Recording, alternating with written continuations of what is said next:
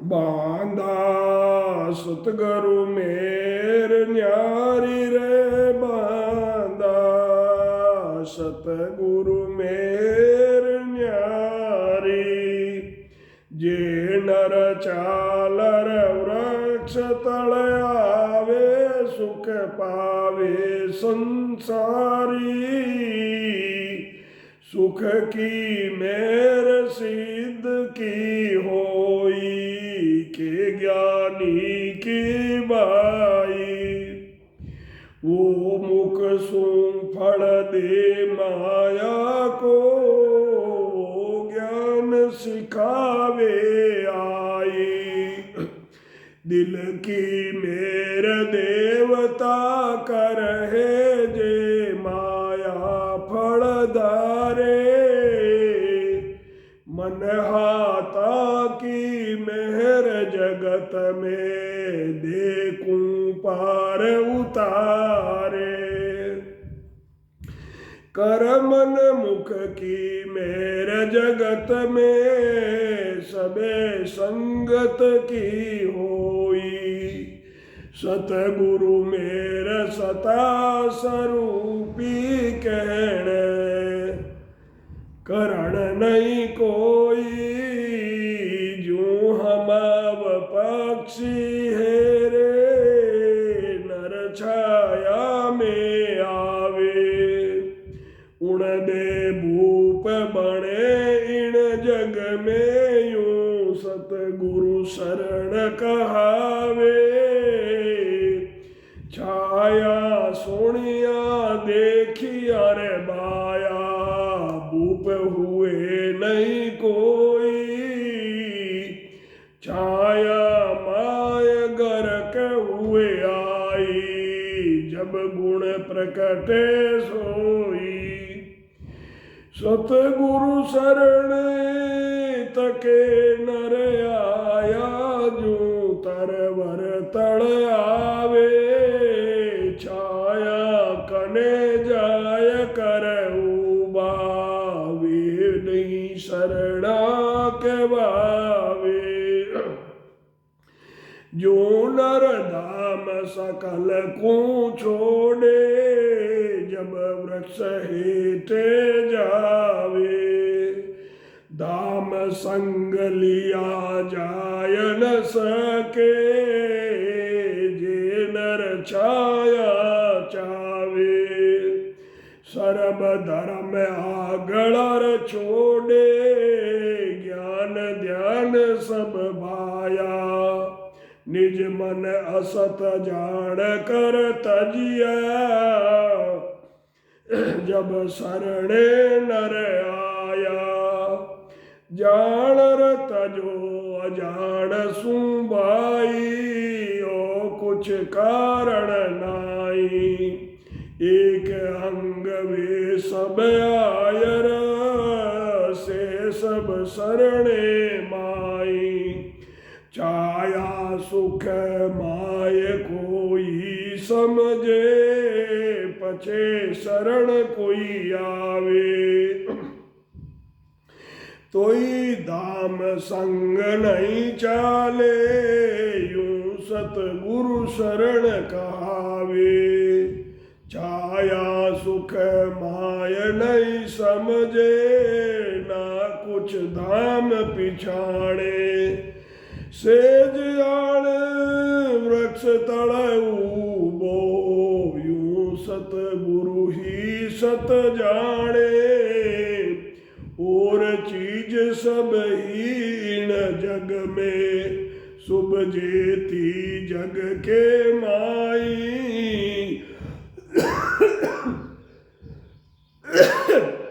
Imrat my कछु नहीं मावे सतगुरु शरण कहाय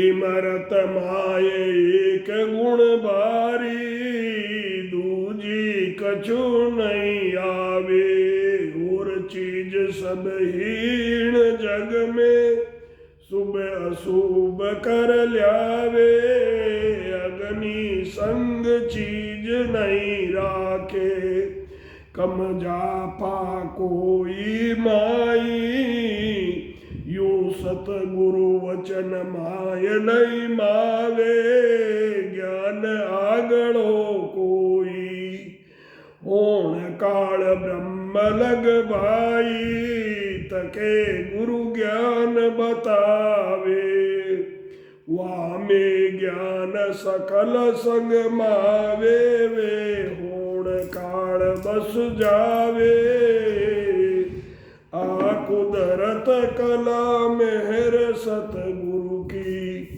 सत स्वरूप पर जाई, या में ज्ञान धर्म नहीं भावे, या होण काल बस नाई, होण काल सब आत्म सारी, जो होणो सो होई, या कुदरत कला हंस को न्यारी, कर ले चावे सोई,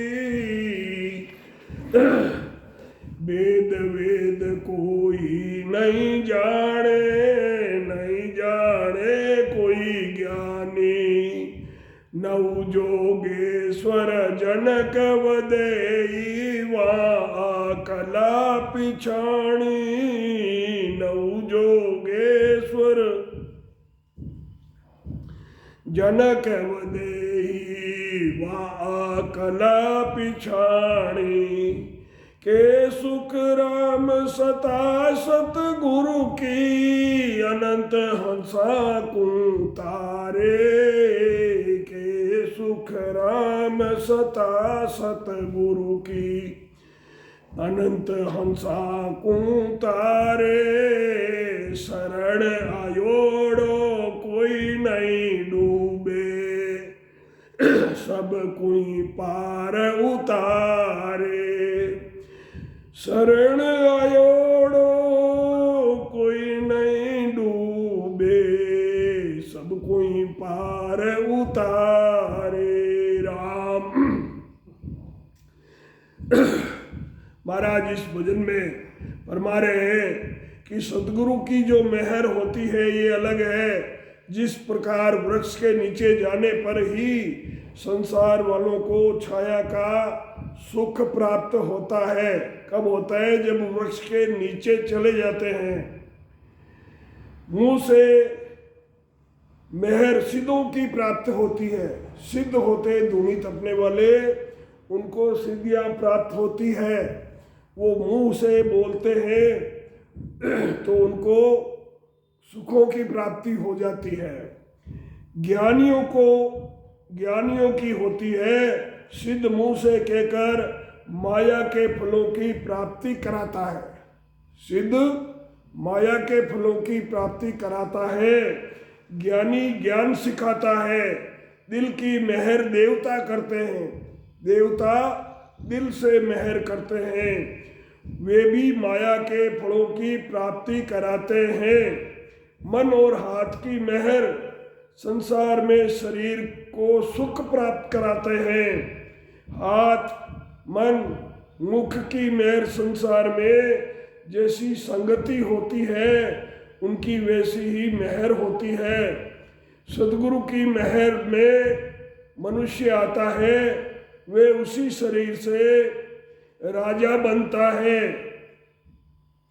हमाओ पक्षी की छाया में, जिस प्रकार हमाओ पक्षी की छाया में मनुष्य आता है, वे उसी शरीर में राजा बनता है। इसी प्रकार सदगुरु की शरण कहलाती है। छाया को देखने और छाया की बात सुनने से, हमाओ पक्षी की छाया को देखने से और उस छाया की बात सुनने से राजा नहीं बनता है। राजा कब बनता है? जब उस पक्षी की छाया में वो स्वयं चलकर जाता है। छाया में ग्रक होने पर ही वो राजा बनता है। ये हमाओ पक्षी की छाया का गुण प्रकट है। सदगुरु की शरण में वही मनुष्य आए हैं जैसे वृक्ष की छाया में आते हैं। जैसे वृक्ष की छाया के नीचे जो मनुष्य आते हैं, वैसे ही सद्गुरु की शरण में मनुष्य आते हैं। वो वृक्ष की छाया में आने के बाद में जो सुख की प्राप्ति होती है, वैसे ही सद्गुरु के शरण में आने पर उन मनुष्य को 3 ताप से छुटकारा मिलकर और शांति का अनुभव होता है, निर्भय हो जाता है। छाया के पास जाकर खड़े रहने से शरण नहीं कहलाती। जैसे कोई छाया के पास जाकर खड़ा हो गया, उसको शरण नहीं कहते। जिस प्रकार मनुष्य धाम यानी धूप को छोड़कर वृक्ष के नीचे आता है, धूप को साथ लेकर छाया के नीचे जाना चाहे तो वो नहीं जा सकता। ऐसे ही सब साधन ज्ञान ध्यान जो पहले आगे करते थे, उनको निज मन से असत्य जानकर, जो पहले ध्यान करते थे, साधन करते थे, उन सब ज्ञान को असत्य जानकर छोड़ते हैं, तब ही सतगुरु की शरण उनको मिलती है। जैसे कोई ऐसा समझे कि भाई दूसरा तो जो है अपने पास ज्ञान और पूजा पाठ वो तो है ही है, और सतगुरु की शरण भी लेते हैं, तो 2 नाव में सवारी नहीं होती है। दोनों में से एक को छोड़ना पड़ेगा। जानकर छोड़ो या अनजान में छोड़ो, इनका कोई कारण नहीं है। सतपद की भक्ति को सच्ची भक्ति समझकर इसी से मोक्ष होता है। सतपद की भक्ति से इसको धारण करना ही एक अंग होना है। वही सब शरण में है। जिस प्रकार छाया के सुख को समझकर छाया में आता है, तो भी धूप साथ नहीं चल सकती। ऐसे ही सद्गुरु की शरण है, न छाया के सुख को और न धूप को समझता है।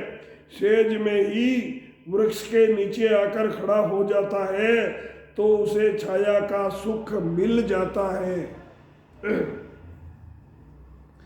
ऐसे ही सद्गुरु की शरण सत्य जानो, और सब चीजें संसार में शुभ है। अमृत में कोई दूसरी चीज नहीं मिला सकते। ऐसे ही सद्गुरु की शरण है। इमृत में एक अमर होने का भारी गुण है। जो इमृत पान करता है वो अमर हो जाता है, और दूसरा कोई उसमें गुण नहीं है। जबकि दूसरी चीजों में शुभ और अशुभ दोनों गुण हैं। जैसे अग्नि में अच्छी बुरी चीज डालो, सब अपना रूप बदल देती है। इसी तरह सद्गुरु के वचनों में अगला ज्ञान, सद्गुरु के वचन में 3 लोक का ज्ञान, आन देवताओं की भक्ति का ज्ञान नहीं ठहर सकता।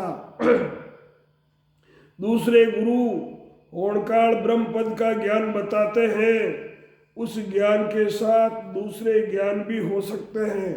जो होणकाल ब्रह्म का जो ज्ञान है, उसमें दूसरे ज्ञान भी, दूसरे पूजा पाठ दान पुण्य सब उसमें समा सकते हैं।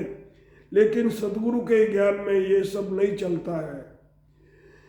वो होणकाल ब्रह्म तक पहुंचते हैं। ये कुदरत कला यानी सत्संबंध सद्गुरु की मेहर है। ये सत्स्वरूप पद की प्राप्ति कराती है। ये सत्संबंध सत्स्वरूप पद आनंद पद की प्राप्ति कराती है। इनमें दूसरे ज्ञान धर्म साथ नहीं रह सकते। ये होणकाल ब्रह्म पद से अलग है।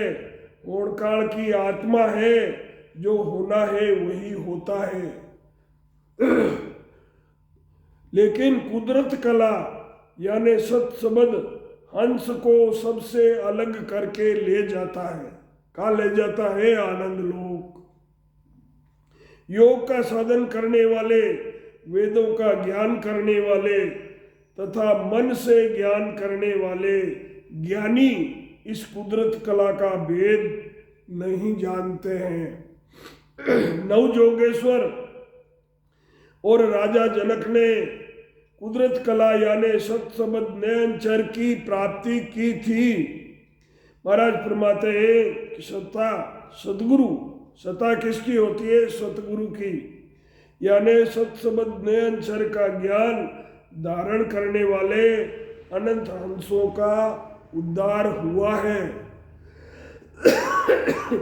इस साधन को करने वाले 84 में नहीं जाते हैं और सबको ही परम पद की प्राप्ति होती है। जो सतगुरु की शरण लेते हैं, सत शब्द को जागृत कराते हैं, उन सबको परम पद की प्राप्ति होती है। सतगुरु सुखराम जी महाराज ने धन्य हो। आप सभी राम स्नेही भाई बहनों ने राम जी राम सा राम जी राम।